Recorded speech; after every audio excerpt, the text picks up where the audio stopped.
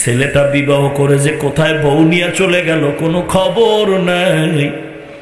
কত ঈদ গেল, কত ঈদের রাত গেল, কত কোরবানি, কত রোজার ঈদ গেল, সন্তান খবর নিল না। ঢাকাতে বুড়া মানুষ রিক্সা চালায়, ঢাকার শহরে কত বুড়ারা রিক্সা চালায় না। একদিন জিজ্ঞাসা করি, ও মুরব্বি, ছেলে সন্তান কি নাই, রিক্সা কেন চালান এই বুড়া বয়সে? মুরব্বি আমার দিকে নজর করে চোখের পানি ছেড়ে দিলেন, ডাক দিয়া কয়, হুজুর, দুইটা কন্যা সন্তান, একটা ছেলে আল্লাহ দান করেছেন। ছেলেটা বিবাহ করে যে কোথায় বউ নিয়ে চলে গেল কোনো খবর নাই। কত ঈদ গেল, কত ঈদের রাত গেল, কত কোরবানি, কত রোজার ঈদ গেল, সন্তান খবর নিল না। দুটো কন্যা সন্তান আল্লাহ দিয়েছেন। বড় কন্যা সন্তান বিয়ে দিলাম, বড় আরামে আছে শ্বশুর বাড়ি। কিন্তু ছোট মেয়েটা বিয়ে দেওয়ার পর আমার জামাই 1 মাস পরে বাড়ি পাঠায় দিছে, 50,000 টাকা লাগবে, যৌতুক দিতে হবে, না হয় মেয়েটারে রাখবে না। আমি মেয়েটারে বুঝাইয়া জামাইয়ের হাতে তুইলাম, মাপ টাপ চাইয়া দিয়ে আসলাম। 15 দিন পর আমার মেয়ে আবার কান্না করতে করতে ঘরের দরজায় দাঁড়ায় গেল। মায়ের কাছে আইসা কান্না করে পিঠের জামাটা জাগায় কয়, দেখো মা, পিঠটারে লাল বানায় ফেলছে, টাকা না দিলে রাখবে না। এইবার আমি আবার গিয়া জামাইয়ের পায়ে ধরে চোখের পানি ছেড়ে বুঝায় দিয়ে আসলাম, চেষ্টা করব। আবার 15 দিন পর আমার মেয়েটাকে মারধর করে আবার পাঠাইছে, টাকা না দিলে মেয়ে রাখবে না। ফাইনাল ওই মেয়ের কান্না আমি সহ্য করতে পারি না। ওই মেয়ের কান্নায় ওর মা খানা খায় না, ঘুমায় না, শুধু কান্না করে, শুধু কান্না। আমি ওই মেয়ের চোখের পানি মুছবার জন্য আজ আমি টাকা কামাইয়ের জন্য রাস্তায় রিক্সা নিয়ে নেমে গেল। এরে যুবক, দুটো হাত আল্লাহ সুস্থ রেখেছেন। তুই তো ফকিন্নির সন্তান না। পৃথিবীর বড় ফকিন্নি যার চোখ থাকতেও দেখে না। পৃথিবীর বড় গরিব দরিদ্র যার হাত আছে, হাতে শক্তি নাই। যার পা একটা আছে আর একটায় শক্তি নাই। ও যুবক, তোর দুইটা পাও ভালো, আল্লাহর কাছে সিজদায় পড়ে শুকর আদায় কর। তোর দুইটা চোখের দৃষ্টি শক্তি ভালো আছে, শুকর আদায় কর। তোর পাও দুইটা ভালো আছে, শুকর আদায় কর। হাত দুইটার শক্তি ভালো, শুকর আদায় কর। আর বলো, শ্বশুর শাশুড়ি, আমার এই 2 হাত দিয়ে কামাই করে আমি কারো কাছে ভিক্ষা নিব না, বরং আমার হাতের কামাই দিয়ে আমার মাকে খাওয়াবো, বাবাকেও খাওয়াবো, স্ত্রীকে, সন্তানেরে, এমনকি আমার শ্বশুরি শাশুড়িও খাইতে চাইলে খাওয়াবো।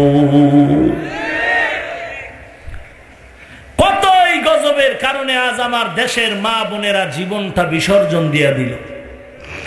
ভাইরা আমার, গত কয়েক মাস আগে আমি গোপালগঞ্জ শহরতলি বঙ্গবন্ধু ডিগ্রি কলেজের মাঠে বয়ানে বসলাম। এর পাশে এক মাদ্রাসা, ওখানেও বয়ানে গেলাম। বয়ানে যখন আমি বয়ানটা শুরু করলাম, ডান পাশে একটা 10 বছরের বালক ছেলে দাঁড়ায় গেল, প্যান পড়া। বয়ানের মাঝখানে ডান দিক দিয়ে দাঁড়াইলে কেন বাবা? বাম পাশে এক মুরব্বী বলে, হুজুর, ছেলেটা এতিম, একটু দোয়া করে দেন। আমি মাথায় হাত দিয়া দোয়া করে দিলাম। বয়ান শুরু হয়ে গেল। বয়ান শেষ, মোনাজাত দিয়া মাদ্রাসায় ঢুকলাম। গিয়া দেখি ওই বাচ্চাটা ঘুমায় গেছে। বাচ্চাটার ওই মুরব্বী হলো নানা। আমি বললাম, ভাইজান মুরব্বী, এই বাচ্চাটা আপনার কি? বলে, আমার মেয়ের ঘরের নাতি। ওর মা কই? বলে, হুজুর, এখনো 2 বছর হয় না।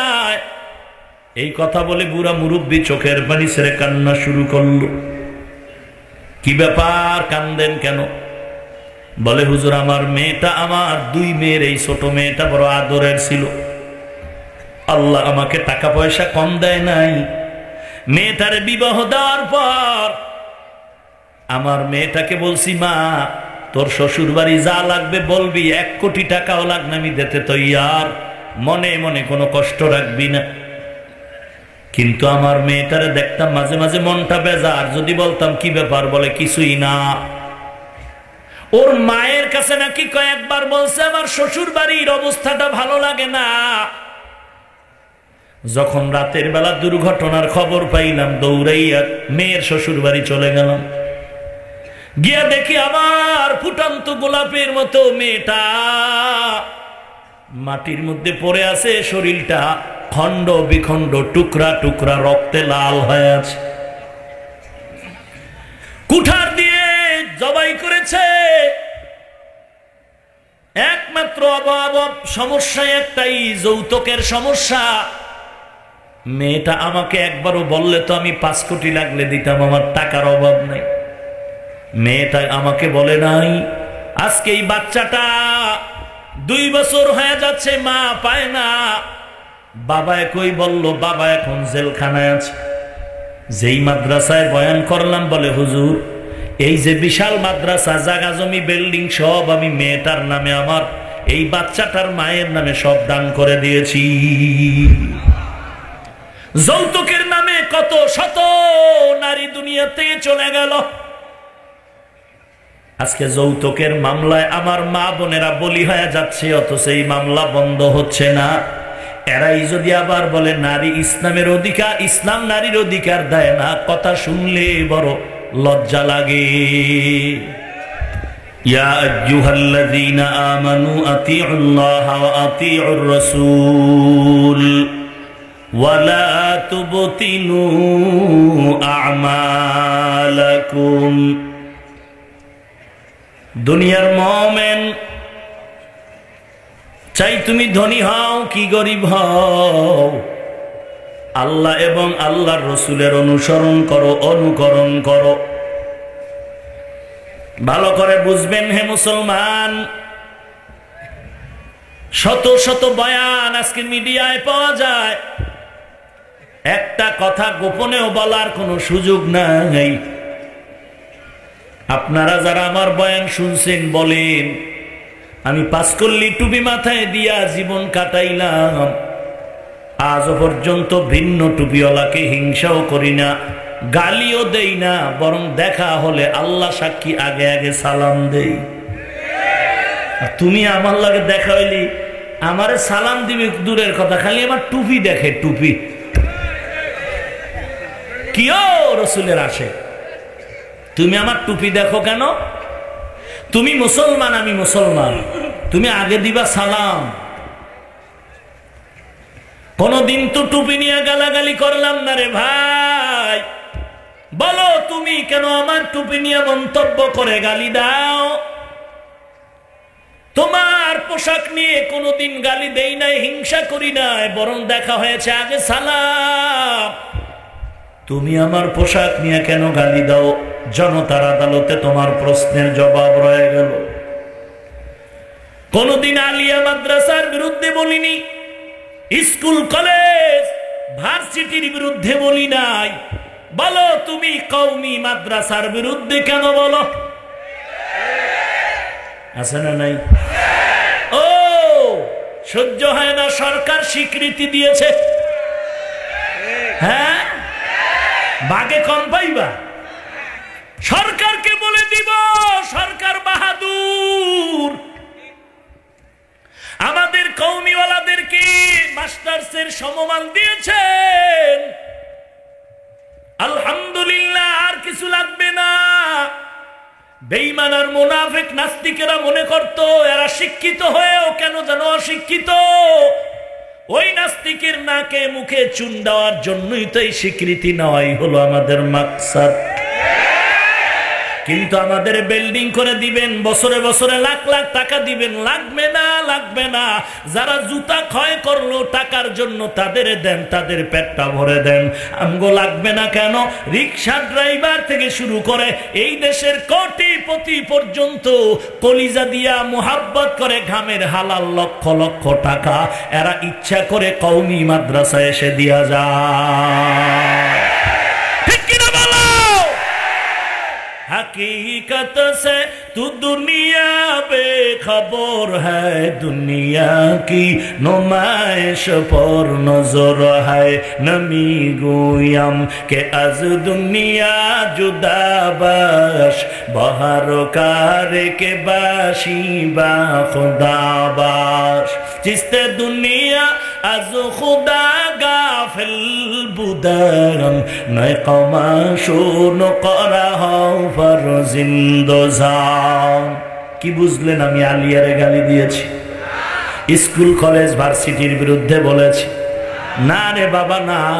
এ যুবক, তুমি স্কুলে পড়ো, কলেজে পড়ো, আলিয়ায় দাখিল পড়ো, স্কুল কলেজে তুমি ক্লাস 8-9-এ পড়ো। আমি আমার কওমি ছাত্রদেরও বলি, তুমি কওমি তো এত শারহে বেকায়া পড়ো। ও স্কুলের ক্লাস 8-9-এর ছেলে, ভালো করে কান লাগায় শোন। আলিয়ায় যারা দাখিল পড়ো শোন। তুই মাত্র ক্লাস 8-9-এ পড়ো, দাখিল পড়ো, তোর মতো বেয়াদবে যদি মোবাইলটা হাতে নিয়ে ফেসবুকটা খোলে হাটহাজারীর হুজুরের গালি দাও, বড় বড় আল্লাহওয়ালারে গালি দাও, খাজা মঈনুদ্দিনের গালি দাও, তাবলিগের গালি দাও, চরমনাইরে গালি দাও, দেওবন্দিরে গালি দাও, খোদার কসম করে বলি আল্লাহওয়ালার দিলের বরদোয়া আসতে তোর উপরে মাঝখানে কোনো পর্দা থাকবে না। তুই টের পাও না বরদোয়া শুরু হয়ে গেছে? গত ফাইনাল পরীক্ষায় তোর সাবজেক্ট পারি গড় নাম্বার ছিল 80, এই ফাইনালে তোর নাম্বার নেমে আসলো গড় নাম্বার 40। বরদোয়া হাত তুলে করা লাগে না। আল্লাহওয়ালার অন্তরে যখন বরদোয়া চলে আসে আল্লাহ বেজার হয়ে যায়। এই বেটা, বাবার খাওয়ার গাঞ্জাখুরি কথা নয়, বুখারী খোল, খোল তোর বুখারী খোল। قال النبي صلى الله عليه وآله وسلم فيما يرويه عن ربه عز وجل من عاد لي وليا فقد آذنته بالحرب। হে আল্লাহর রাসূল, উম্মতের জানায় দেন, এক বচনে ওলি, বহু বচনে আউলিয়া। ও নবী জানায় দেন, আমার ওলি অথবা আমার আউলিয়া কেরামদের যারা দুশ্মন ভেবে ভেবে দুশ্মনী করবে, আমি আল্লাহ তাদের সাথে যুদ্ধ করার জন্য প্রস্তুত হয়ে গেলাম। জোরে বলেন নাউজুবিল্লাহ। আল্লাহ বড়দের ব্যাপারে কলম ধরা, জবান দিয়া বাজে মন্তব্য করা থেকে আমাদেরকে হেফাজত করেন। এক বুজুর্গ বলে, প্রত্যেকটা জিনিসের সৌন্দর্য আছে, আর মানুষের সৌন্দর্যের নাম হলো আদব। লিকুল্লি শাইইন জিনাতুন ফিল ওয়ারা ওয়া জিনাতুল মারই তামামিল আদাবি। আজ খোদা খাহিমে তৌফিক আদব, বে আদব মাহরুমে গাশত আজ ফজলে রা। আদবওয়ালা জিন্দেগির বড় দাম। এই হোমনার মানুষ, হোমনা বাজারে এমবিবিএস ডাক্তার আছে না নাই? একজন না অনেক? ভালো করে বলেন, বলেন তো সব ডাক্তারের কাছে রোগীর ভিড় কি সমান? কেউ বয়ে বয়ে বিড়ি টানে আর মশা মারে, আবার কেউ রোগীর সিরিয়াল নিয়ে রাত্র 12টা বাজায় দেয়। কথা কন না কা ভাই? সত্য কথা বলবেন সিংহের গর্জন দিয়ে, কারণ মুসলমানের ইমানের আওয়াজ বেঈমান বাতিল মুনাফিকের জন্য ঘূর্ণিঝড়। কই গেল সেই হোমনার ইতিহাস? যেই হোমনার স্কুল মাঠে আমি বয়ান করতেছি আর কানে আওয়াজ আসতেছে চতুর্দিকে কাউন্টার মাইকের আওয়াজ। হোমনার মাঠে যেন মানুষ বয়ান শুনতে না পারে, হাফিজুর রহমানের বয়ান যেন শোনা না যায়। কাউন্টার বয়ান দিছে হোমনার চতুর্পার্শ্বে 3-4টা। আলহামদুলিল্লাহ, জোয়ারের পানিতে বাদ দিলে যেমন পানির জোর বেড়ে যায়, ইমানদারের ইমানের উপরে, হকের উপরে আওয়াজ দিলে, বাধা দিলে হকের পাওয়ার আরো বেড়ে যায়। কথা ঠিক? যতই বিরোধিতা ততই মাঠে লোক কম না বেশি। এটা আমার ব্যক্তিগত কোনো বরাদ্দ না, আমার আল্লাহর দেওয়া রহমত, আল্লাহর দয়ার কিছুই না। আমি তো সব বয়ানে বলি আমার কোনো ইলম নাই, কোনো আমল নাই, আমার কোনো ইলম নাই, কোনো আমল নাই। তোমার নামে তো ডিগ্রির শেষ নাই, ডক্টর, মুফতি, মুহাদ্দিস, কত কিছু, শাইখুল হাদিস। আমার কোনো ডিগ্রি নাই, আমি স্পষ্ট বললাম, আমার কোনো ইলম নাই, কোনো আমল নাই। এরপরেও কেন তোমরা বয়ান শুনতে আসো, এটা তোমার কাছে জবাব আমি জানি না। বরং যারা মাঝে মাঝে কয় হাফিজুর রহমানের অশ্বিনা লাভ নাই, ওরেও খুঁজে দেখো মাঠের চাইরদিকে দাঁড়ায় দাঁড়ায় মোবাইলে অষ্টা রেকর্ড করতেছে, ওর মোবাইলটা চেক করো। যারা বলে হাফিজের ওয়াজ শুনলে লাভ হয় না, ওর বয়ানেও খুঁজলে দেখবা 13টা বয়ান ঢুকানো। কথা ঠিক নেই? এরে নবীর উম্মতের দল, হোমনা বাজারের এমবিবিএস ডাক্তার একজনের কাছে এত রুগী কেন? অন্য ডাক্তারের কাছে রুগীর ভিড় নাই কেন? টাকার গরম না, একমাত্র ব্যবহার আর নৈতিকতা, আদর্শ। ও স্কুল কলেজের ছাত্র ভাই, তুমি স্কুলে পড়ো, কলেজে পড়ো, ভার্সিটিতে পড়ো, যেখানেই পড়ো, তুমি একদিন লেখাপড়া করে ম্যাজিস্ট্রেট হও, ডাক্তার, ডক্টর, একজন ইঞ্জিনিয়ার হয়ে যাও। তুমি স্কুল কলেজে পড়িয়া তুমি একজন ম্যাজিস্ট্রেট হয়ে যাবা, একজন এসপি হয়ে যাবা। তুমি একজন র্যাবের চাকরি পাবা, আর্মির চাকরি পাবা, পুলিশের চাকরি পাবা। তুমি পুলিশ হও বাধা নাই, র্যাব হও বাধা নাই, তবে তোমার শান্তি ও সম্মানের জিন্দেগিটা নিয়ে যদি জীবন কাটাতে চাও, তুমি যেই লাইনে থাকো, তোমার গুণ লাগবে, ব্যবহার আর আদর। একটা লোক মূর্খ, কোনো শিক্ষা নাই, কিন্তু লোকটা খুব ভদ্র, সবাই দোয়া করে। কথা ঠিক না? আর একটা লোক অনেক শিক্ষা আছে কিন্তু আদব নাই, কেউ তাকে ভালো জানে না। আদবের বেশি দাম, বেশি দাম। ভাইরা আমার, আল্লাহ পাকে হোমনার জমিনকে ইসলামের ময়দান হিসাবে কবুল করে নিন। আরো জোরে বলেন। যারা আসছেন, যারা আসার নিয়ত করে আসতে পারেন নাই, আল্লাহ তাদেরকেও কবুল করে নিন। এই প্রোগ্রামের পেছনে এক বিন্দু থেকেও যারা সময় বা পরামর্শ দিয়েছেন, আল্লাহ তাদেরকেও কবুল করে নিন। ও আল্লাহ, হোমনার এ বিশাল মাহফিলকে তুমি পুরা হোমনার জন্য হেদায়েতের ওসিলা বানায় দাও। ভাইরা আমার, আল্লাহ পাক বলেন, আল্লাহ এবং রসুলের অনুসরণ করো। সাহাবায়ে কেরামদের পথ বললেন নাজাতের পথ। সাহাবায়ে কেরামদেরকে ডাক দেওয়ার কারণ তো উল্লেখ করলাম। নবী বলেন, আসহাবী কান নুজুম, আমার এক একজন সাহাবা, এক একজন সাহাবী আকাশের এক একটা নক্ষত্র। নক্ষত্রের সাথে সাহাবীর তুলনা দিলেন কেন? বলে ওই সময় গণকারী বিদ্যার পণ্ডিতেরা নক্ষত্র গণনা করে করে ভাগ্য পরিবর্তন ঘটাইত। রসুল বলেন, একজন সাহাবার থেকে একটা ভালো জিনিস তুমি আমল করে করে ইমানের লাইনে তোমার পরিবর্তন ঘটায় উন্নতি করো। এরে নবীর উম্মতের দল, সাহাবায়ে কেরামদের আদর্শ নিয়ে জীবনটারে সুন্দর করে নাও। আল্লাহ পাক বলেন, আমার রসুলের অনুসরণ করো। এখানে যত লোক আপনারা হাজির হয়েছেন, সবাই আমারে ভালোবাসেন কি বাসেন না?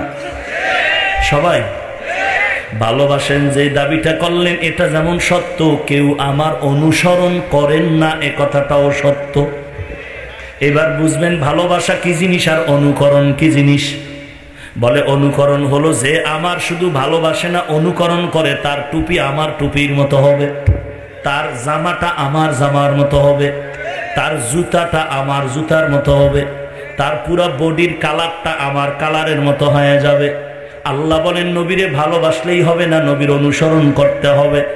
শুধু নবীরে ভালোবাসি ভালোবাসি জীবন দিয়া ফালাবো, জীবন দিয়া ফালাবো বললেই হবে না। এইভাবে ভালোবাসা নবীর আদর্শ না মাইনা আবু তালেব নবীর এত ভালোবাসলেন, এরপরও জান্নাতের গ্যারান্টি পাইলেন না, কারণ নবীর আদর্শের অনুসরণ অনুকরণ আবু তালিব করেন নাই। কিন্তু দিল দিয়া যে কত ভালোবাসলেন আবু তালেব।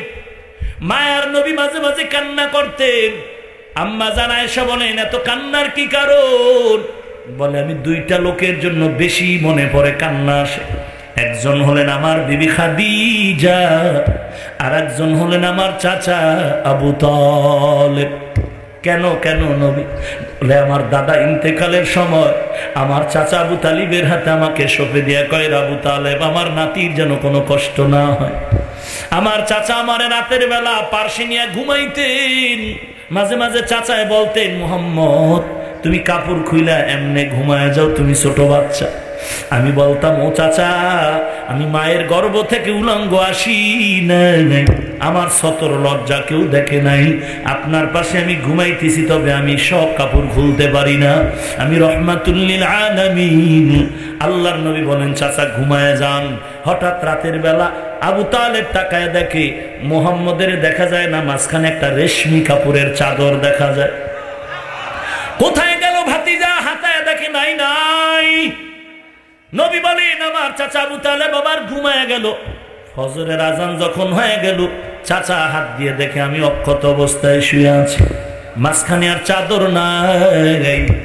ওই রাতের বেলা আল্লাহ জিব্রাইলের মাধ্যমে কুদরতি ব্যবস্থায় চাদর দিয়ে দিলেন, যেন মুহাম্মদ আরাম করে খোলামেলা ঘুমাইতে পারে, চাচায় যেন দেখার সুযোগ না পায়। নবী বলেন, আমার চাচা আবু তালিবের জন্য আমার কান্না। কারণ যখন আরবের ধনী নারী খাদিজার পক্ষ থেকে বিবাহের পয়গাম চলে আসলো, আমার বয়স 40, আমার বয়স 25, আর ওই খাদিজার বয়স 40। বিবাহের পয়গাম চলে আসলো, 2 জন স্বামী বিদায়ের পরে আমাকে স্বামী বানাবে খাদিজা। 5 জন সন্তানের পর আমার কাছে আসতে চায়, কিন্তু আমার টাকা নাই, পয়সা নাই, বড় চিন্তায় পড়ে গেল। আমার চাচা আবু তালেব বলে, ও ভাতিজা, টেনশন নাই, তোমার এই বিবাহে যত খরচ লাগবে সব আমি আবু তালেব দিয়া দিব। আবু তালিব মহারের টাকা দিলেন, খরচ দিলেন, এমনকি বিবাহের খুতবাও আবু তালিব নিজে পড়ে ফেললেন। এরে নবীর উম্মত, আবু তালিবের কাছে কওমের লোকেরা নালিশ দিল, তোমার ভাতিজারে ফিরাও। আমাদের ধর্মের বিরুদ্ধে, মূর্তির বিরুদ্ধে কথা বলে, মূর্তি পূজা করা যাবে না, ভাতিজারে ফিরাও। আবু তালেব ডেকে বলে, ভাতিজা, তুমি নাকি আমাদের ধর্মের বিরুদ্ধে কথা কও, কারণটা কি? নবী জবাব না দিয়ে দাঁড়ায় দাঁড়ায় কান্না শুরু করলেন। আবু তালিব বলেন, ভাতিজা কাঁদবা না, কারণ তোমার দাদা আমার হাতে আমানত দিয়ে গেছে, তুমি কান্না করবা না। বলো, জবাব দাও। রাহমাতুল লিল আলামিন জবাব দিয়ে বলে, ও চাচা, মানুষকে অন্যায়ের থেকে দিনের পথে দাওয়াত দেওয়া যেমন আমার কাজ, অন্যায়ের পথে বাধা দেওয়াটাও। নামাজের জন্য মানুষকে দাওয়াত দেওয়া যেমন আমার কাজ, গান বাজনা থেকে মানুষকে ফিরায় রাখাটাও আমার কাজ। আবু তালিব বলে, যাও ভাতিজা, বেরিয়ে যাও, তোমার কাজ তুমি করো, কোনো বাধা নেই, একটা ফুলের টোকাও তোমার শরীরে লাগতে দিব না। এরপর আবু তালেব জান্নাতি না জাহান্নামী? কারণটা কি?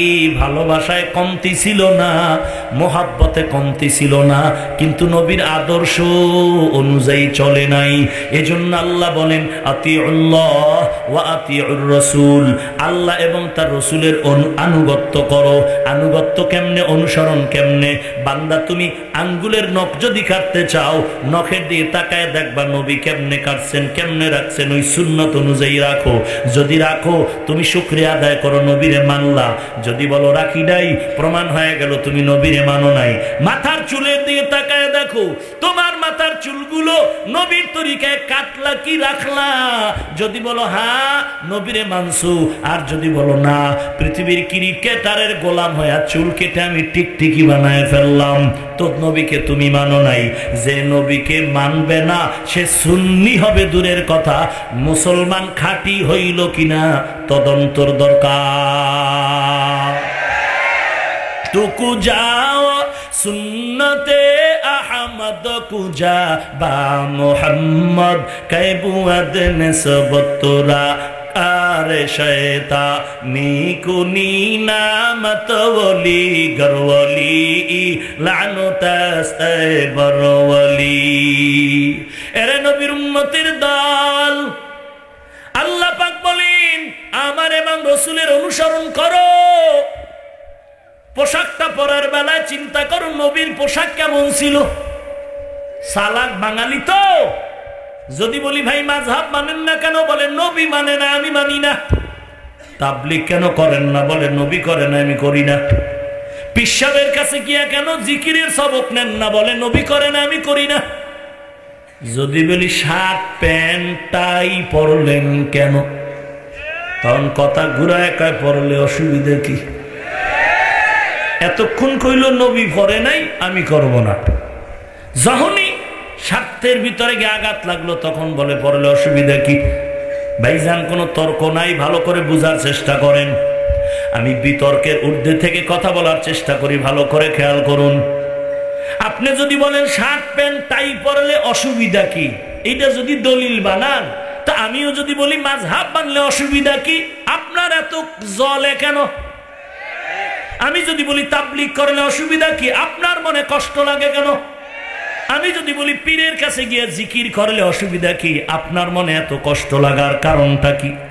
এরে নবীর উম্মতের দল, আসলে নবীর মোহাব্বতের অনুসরণ নাই, নফসের গোলামিতে পরিণত হয়েছি।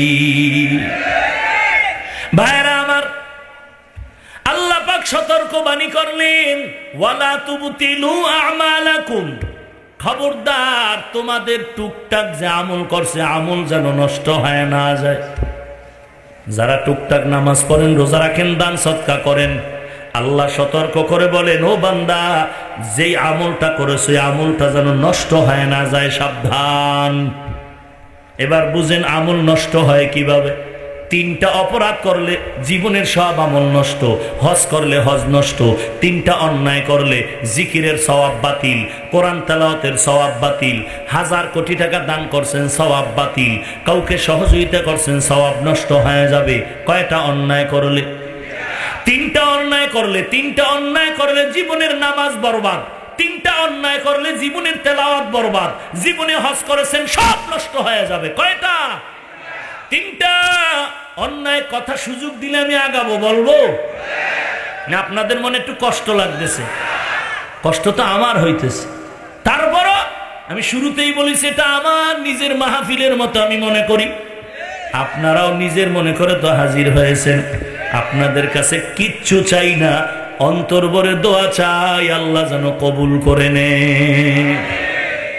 এরে নবীর উম্মতের দল, আল্লাহর দয়া ছাড়া চলার কোনো উপায় নাই।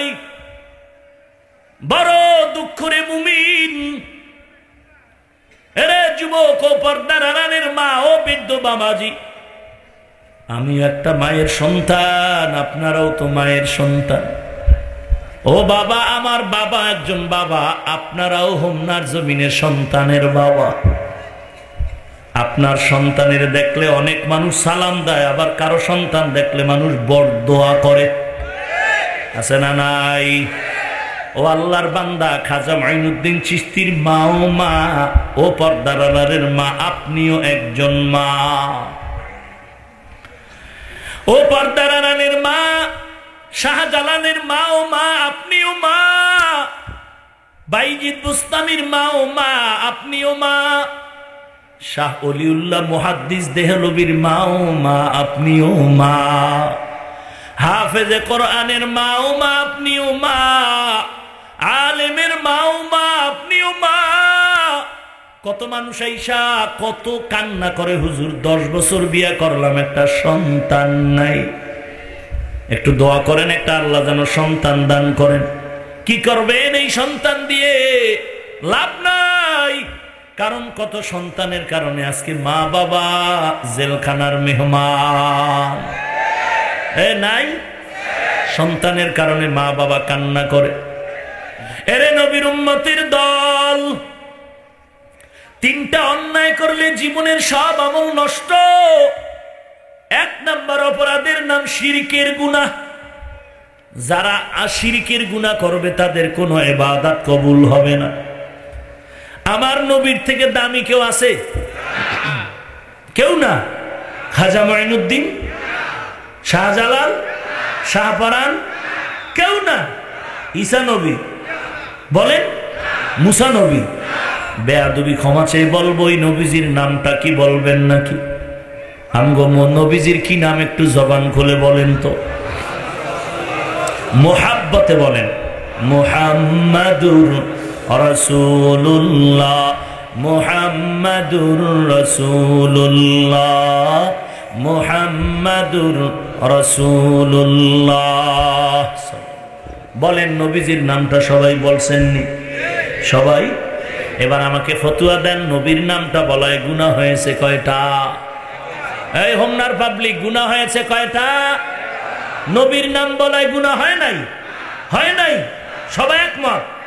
তাহলে হোমনাবাসীর কাছে আমার প্রশ্ন, নবীজির নাম নিলে যদি গুনাহ না হয়, তুমি এমন কি বিশ্ব পীরের কাছে মুরিদ হইলা যে পীরের নাম নিলে নাকি বেয়াদবি হবে? ফতোয়া দাও, ফতোয়া দাও। পীরের নাম নিলে যদি বেয়াদবি হয়, তাহলে নবীর নাম নিলে তো কাফের হবে। পীরের নাম নিলে যদি বেয়াদবি হয়, তো আল্লাহর নাম নিলে তো 3 বার কাফের হওয়ার কথা। আসলে এই ভেজাল কেন? একমাত্র কোরআন সুন্নাহর গভীর ইলম নাই। আমিও তো পীরের মুরিদ, তবে আমার মুরিদের সীমানাটা কত জানেন? আমি আমার পীরকে মানি ততক্ষণ, পীর আমার নবীজির সুন্নাত মানবে যতক্ষণ।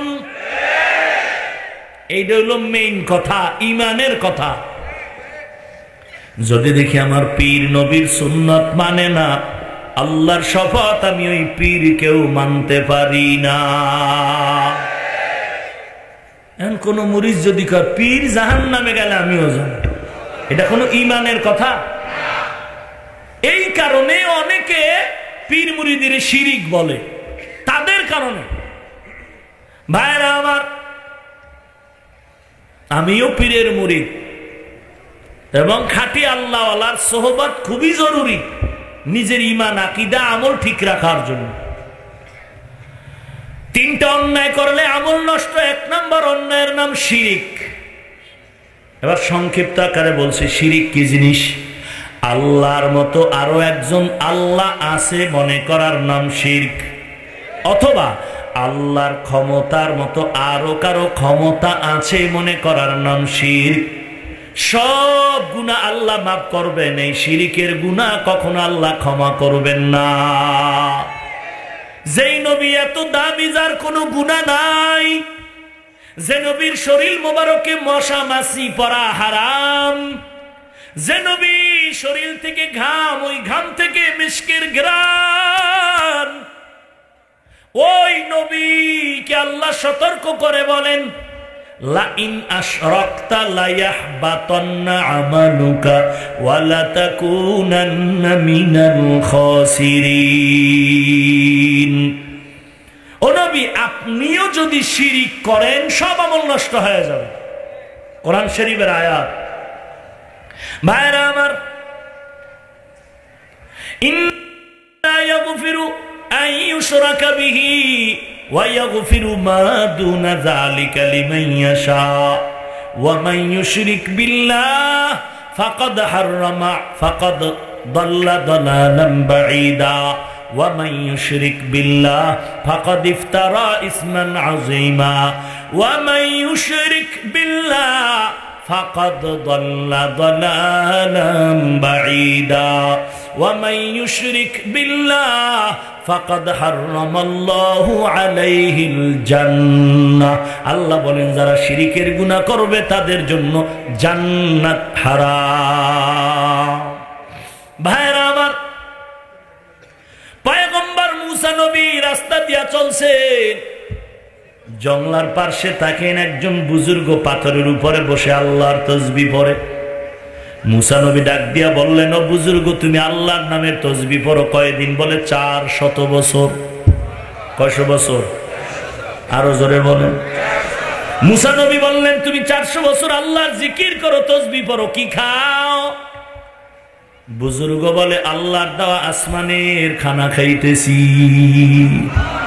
রিজিক দেওয়ার মালিক কে? আরো জোরে বলেন, ইয়া আইয়ুহান নাস আনতুমুল ফুকারাউ ইলাল্লাহ ওয়াল্লাহু হুয়াল গানিয়্যুল হামিদ।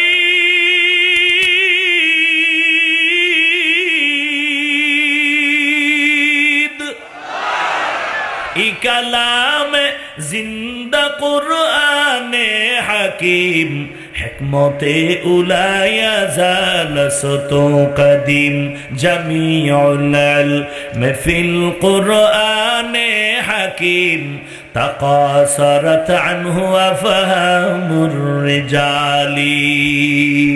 পয়গম্বর মুসা নবী বললেন, ও বুজুর্গ, রিজিক কই পাও? বলে আল্লাহ আসমান থেকে খানার আয়োজন করেন।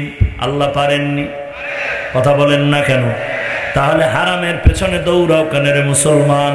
আল্লাহ যে কত বড় রিজিক দাতা। সমুদ্রের ভেতরে নীল তিমি আছে, নীল তিমি একদিনের খানা হলো 1000 কেজি চিংড়ি মাছ। কে খাওয়ায়? আরো জোরে বলেন।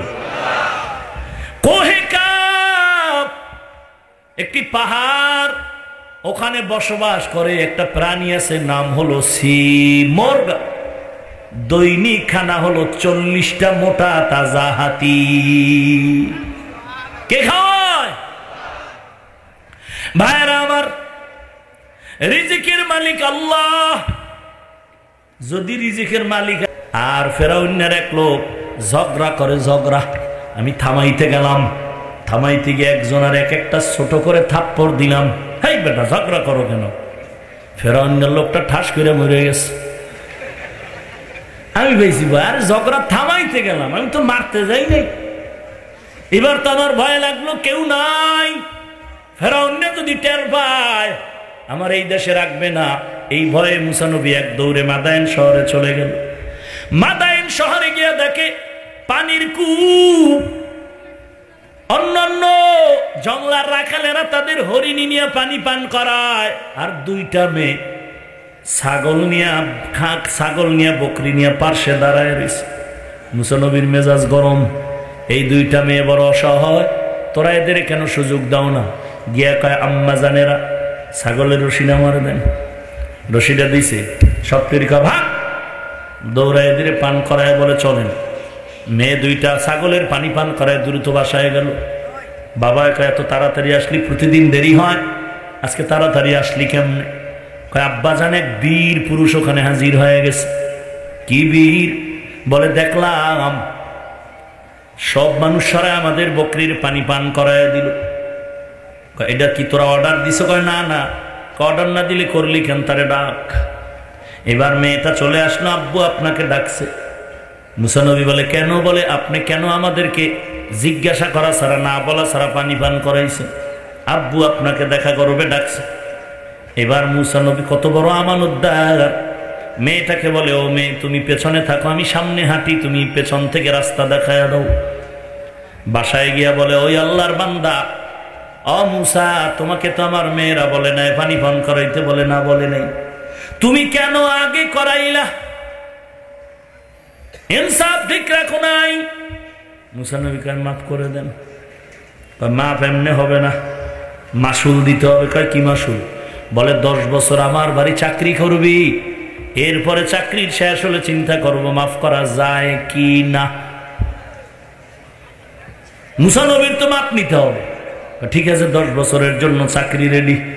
ওদিক দিয়ে আইসে কিন্তু দাওয়া খাইয়া। ফেরাউনের একটা মেয়েরা লাইছে থাপ্পড় দিয়া। মাঝে মাঝে মেজাজ গরম হইলে কইতো, আল্লাহ ফাগরি লাঠি ফালাই নে খোদা তোর চাকরি আর করুন না।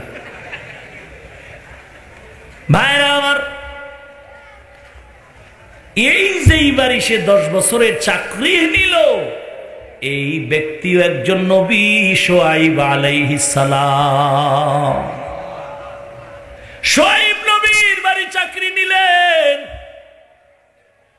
দেখছেন নি, 10 বছর শেষ হয়ে গেল, এবার বিদায়। বলে, না না, বিদায় দেওয়া যাবে না। তুমি যদি আমার থেকে দাবি ছাড়াই মাপ পেতে চাও, আমি শুআইবের মেয়েটারে বিবাহ করা লাগবে। বিবি সফুরা নামের মেয়েটারে মুসা নবী বিয়ে করলেন। মুসা নবীর বিবি এবার অন্তঃসত্ত্বা হয়ে গেলেন। এইবার আল্লাহর অর্ডারে মুসা নবী চললেন, দেশে চললেন মিশরে। বিবির নিয়ে শীতের রাত্রে রওনা হয়ে গেল। পাশে হারুন আলাইহিস সালাম, তার আপন ভাই। তুর পাহাড় তুরে সিনার কিনারায় যাওয়ার আগে বিবির বাচ্চা প্রসবের বেদনা শুরু হয়ে গেল। শীতের রাত্রে একটু আগুনের দরকার। হঠাৎ করে তাকায় দেখে তুরে সিনা একটু আগুন দেখা যায় সামনে। মুসা নবী কয়, আমার স্ত্রী হারুন তোমরা থাকো, আমি আগুন নিয়ে আসতেছি। মুসা নবী বলতেছেন কোরআনের বর্ণনা, আমি যত আগাই তত দেখে আগুন পেছনে যায়, যত যাই ততই আগুন পেছনে যায়। কিছু দূর যাইতে যাইতে হঠাৎ করে একটা আওয়াজ আসলো, ইয়া মুসা ফাখলা'না আলাইক বিল ওয়াদিল মুকদ্দাসি তুয়া। এই মুসা, জুতা খোল, এটা পবিত্র একটা জায়গা, জুতা খুলে ফেল। মুসা নবী বলেন, কোন মানুষ কথা বললে ডাক দিলে হয়তো ডান দিক থেকে আওয়াজ না হয়, বামে না হয়, সামনে না হয়, পেছনে, কিন্তু আমার জুতা খোলার অভ্যাসটা, আওয়াজটা যে পাইলাম চতুর্দিক থেকে আওয়াজ আসলো, চতুর্দিক থেকে। আমি বললাম, কে আপনি? জবাব আসলো, আনা রব্বুক, আমি তোমার রব, আমি তোমার রব। এইবার মুসা নবী রবের সাথে কথা বলা শুরু করলেন। কথা যতই বলে ততই মজা, যতই বলে ততই মজা। এমন মোহাব্বত শুরু হয়ে গেল।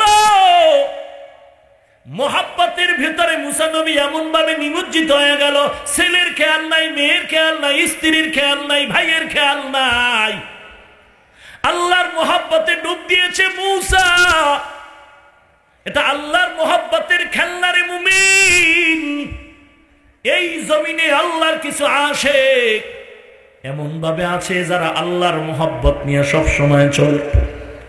আল্লাহর মোহাব্বত নিয়ে চলতে চলতে এমন একটা হালাত তার ভেতরে তৈরি হয়ে যায়, এক সময় দেখা যায় তার ছেলের খেয়াল নাই, মেয়ের খেয়াল নাই, খানারও খেয়াল নাই।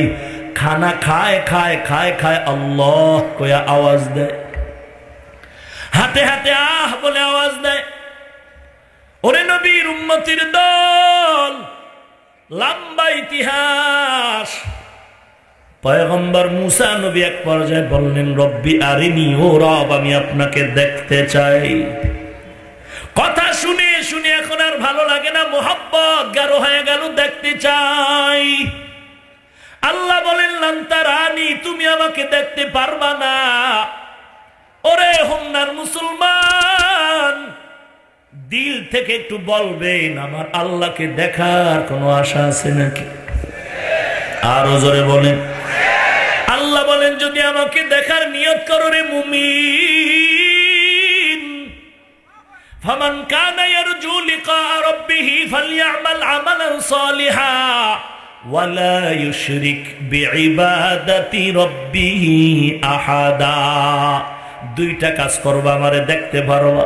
এক নম্বরে নেক আমল করবা, দুই নম্বরে শিরিক থেকে নিজের বাঁচায় রাখবা। শিরিকের গুনাহ করলে সব আমল নষ্ট, শিরিকের গুনাহ করলে জিকিরের আমল নষ্ট, শিরিকের গুনাহ করলে কোনো আমল কবুল হবে না।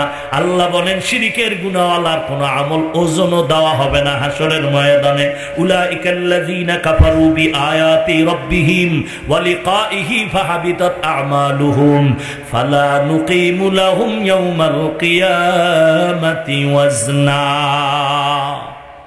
হাসরের ময়দানে শিরক যুক্ত আমল ওজন করা হবে না। মুসা নবী বললেন, ও আল্লাহ, বুজুর্গ 400 বছর তোমাকে ভুলে নাই। দুইটা আশা করলো তুমি, একটা ফুরাইলা আর একটা ফুরাইলা না, এটাকে ইনসাফ হলো নাকি? আল্লাহ কয়, মুসাই মুরব্বীর জীবনটা নেওয়াই হলো আমার ইনসাফ। মুসা নবী বললেন, বুঝি নাই। আল্লাহ বলেন, বুঝো। এই লোকটা কত বছর আমার ইবাদত করলো? বলে 400 বছর।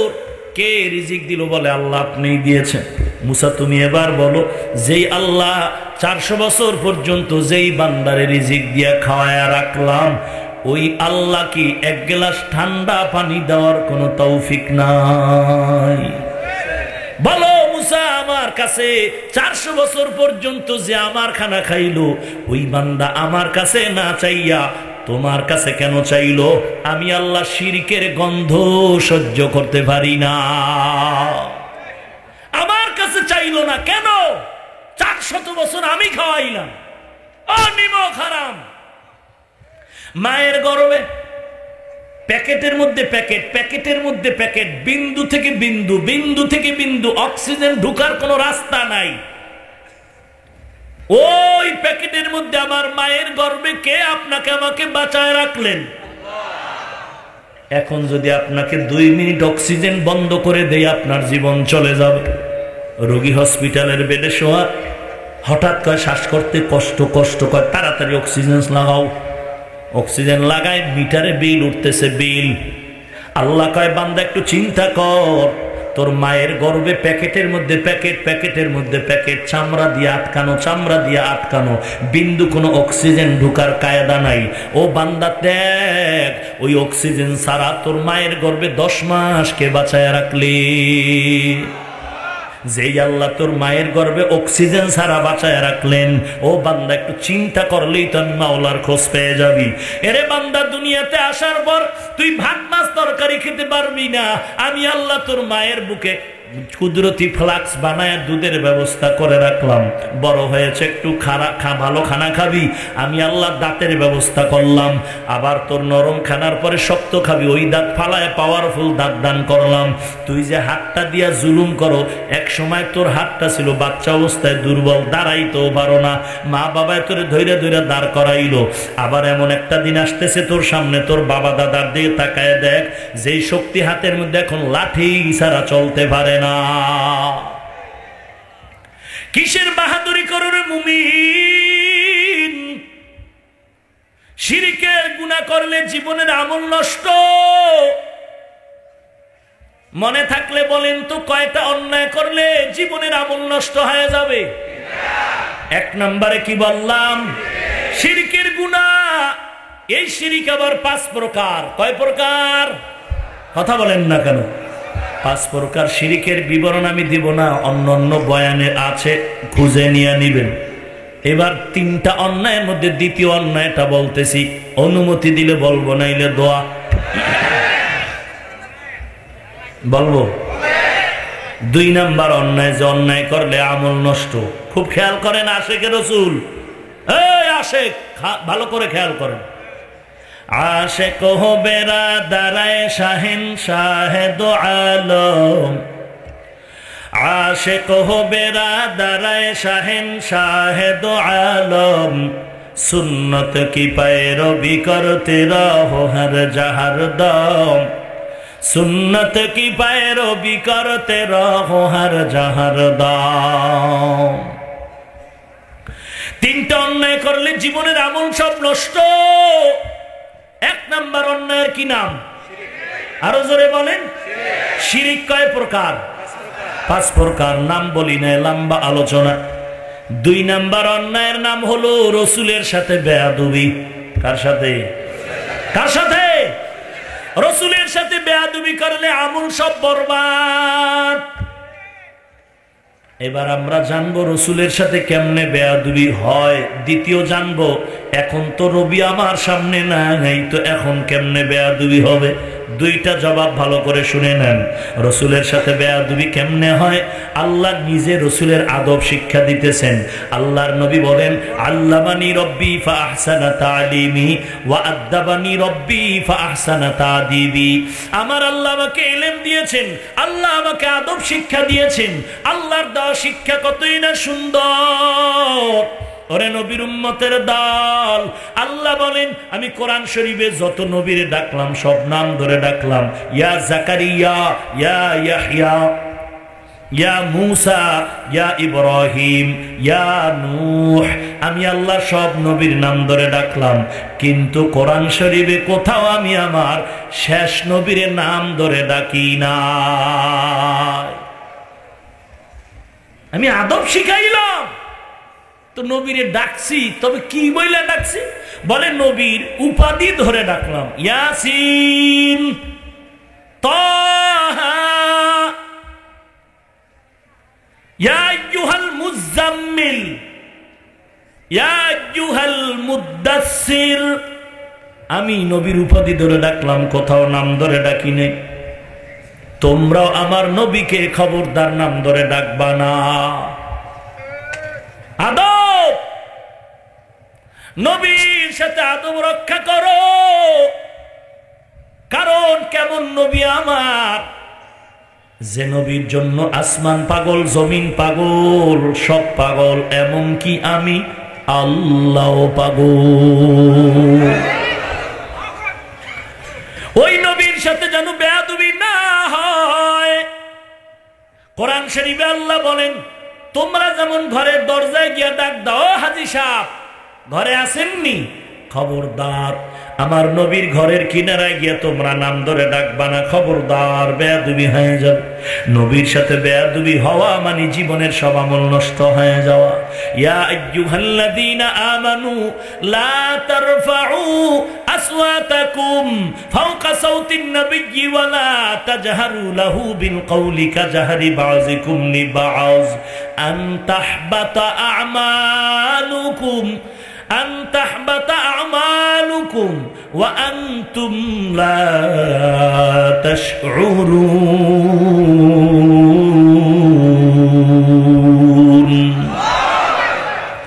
ও মুমিন, নবী যেখানে উপস্থিত, নবীর সামনে উঁচু আওয়াজে কথা বলা হারাম।